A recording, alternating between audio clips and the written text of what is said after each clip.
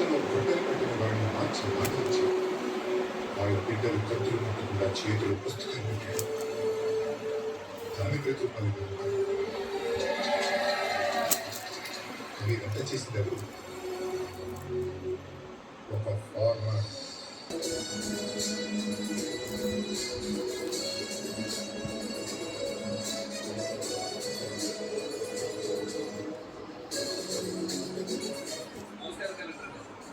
ఆఫీస్కి రమ్మన్నారు. ఈ మీటింగ్ తీసుకుని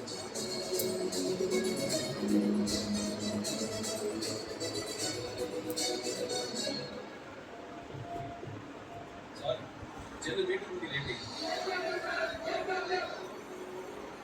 ఏ ప్రాంతంలోనైనా మంచి ఆస్తులు ఉన్నవాడు గొప్పవాడు, మంచి ఆలోచన ఉన్నవాడు గొప్పవాడు. మనం తనను ఎంపీగా మాత్రమే చేసాం, కానీ మంత్రిగా ఎదిగింది మాత్రం తన కృషితోనే. ఈ అందరిలో పట్టుదల ఉండాలి.